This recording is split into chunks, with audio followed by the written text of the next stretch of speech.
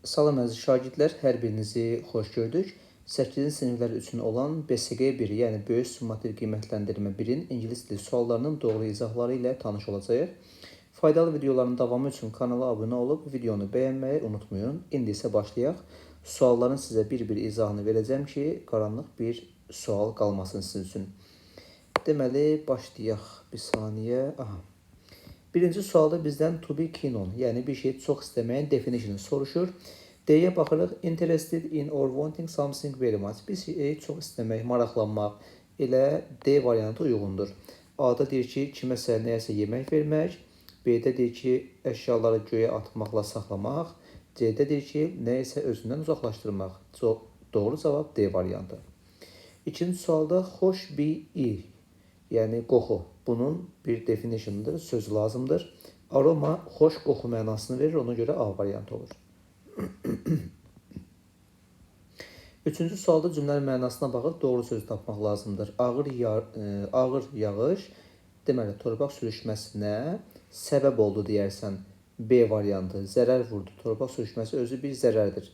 Torpaq sürüşməsinə səbəb olar. Zərər vurmaq olmaz, A gedir. C-də hücum etmək, D dəyişmək, push itələmək. Dördüncü sualda isə yenə cümlənin mənasına baxırıq. Ötən il dağda çox qar vardı, ona görə dağa dırmananlar öldü. Nəyə görə? Because of the avalanche. Qar uçqununa görə. Çoxlu qarı vardısa, qar uçqununa görə ölər insanlar. Yəni D. Landslide torpaq sürüşməsi, thunderstorm şimşək, earthquake zəlzələ, qeyl qasırğa. Beşinci sualda isə bizdən doğru sinonim istəyir. Uncooked, bişməmiş çiğ, raw çiğ.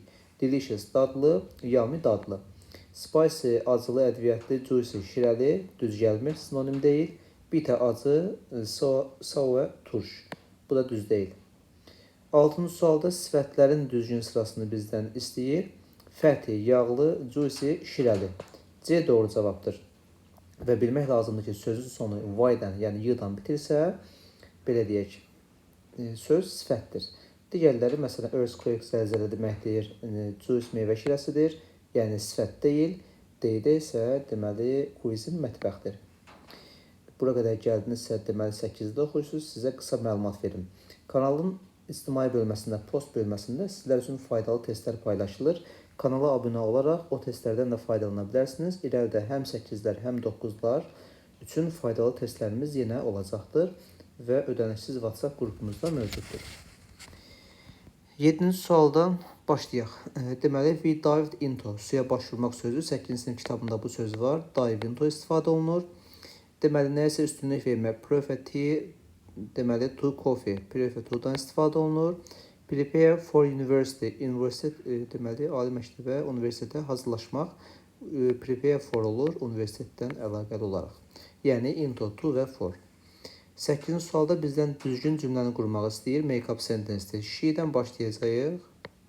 She has worked, deməli, at school. Daha sonra since 2013 deyir, değil mi? 2013. Yəni bunu tapmaq üçün since plus id cümlənin sonuna gətirir. Cümləmiz şeydən başlayır, yəni mübtədadan başlayır. Sonra xəbər gəlir. Bu şəkildə rahat tapa bilərsiniz. Getdik 9-a. 9-cu sualda deməli. Ali has changed his car recently. Əli bu yaxınlarda maşınını dəyişdi. Recently bura gəlir. They have just left. Onlar indicə tərk etdi. Just adətən have-dən feil üçün arasına girir bu formada. Və inkar cümlədə, cümlənin sonunda demişdik ki, 7 istifadə olunur. 8-də oxuyursunuzsa, hər halda bu qaydanı keçmişsiniz. 10-cu sualda isə feilləri düzgün formada düzəltmək istəyir. Baxaq, last weekend keçmiş sadə zamandır.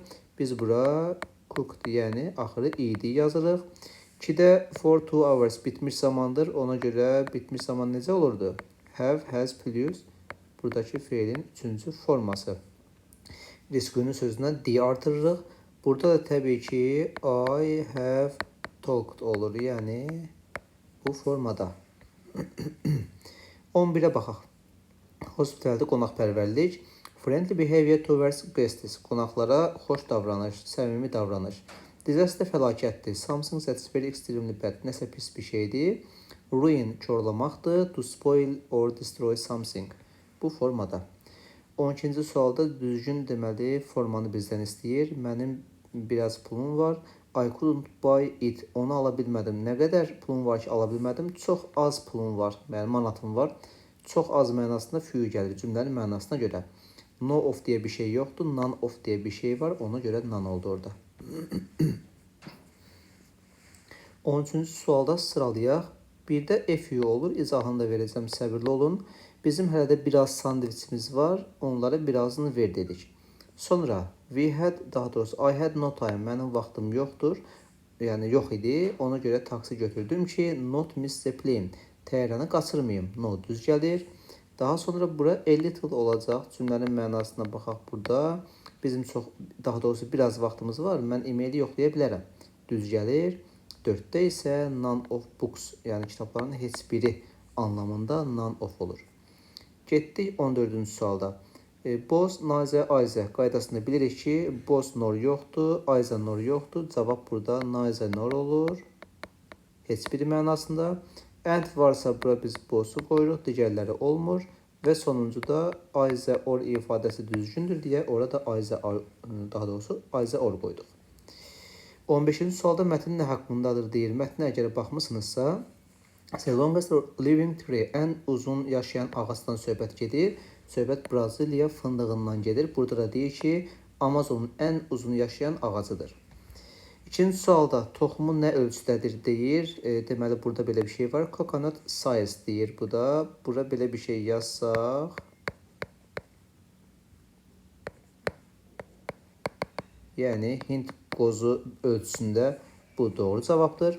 Tiringin sinonimini istəyir. Mətndə bunu xətt çəkirəm altından. Yəni, dairəyə alım. Yazmıram bura. Exhausting, yorucu. Tiring, yorucu. Bizə sinonim lazım idi. Düzgün cavab exhausting olur. 4-cü sualda problem var. Əslində, hamısı belə deyək ki, yanlışdır. Bizdən düzü soruşur. Amma cavab tapa bilmədiyimiz üçün elə B-ni bura qoya bilirik. Bir əsrlik yaşı var deyir. Burada təəssüf ki, 1000 il yazır. Bir əsrimizdə 100 ildir. Əslində, sualda problem var, amma siz yenə B-ni düşünmə bilərsiniz ən pis halda. Belə, əziz şagirdlər, ümid edirəm ki, faydalı oldu. 8-də oxuyursunuzsa, unutmayın ki, irəlidə siz imtahan verəcəksiniz və sizə oxuyub anlama sualları lazımdır. Çalışın ki, oxuyub anlamanız, reading məsələniz yaxşı olsun. Hər birinizə uğurlar olsun.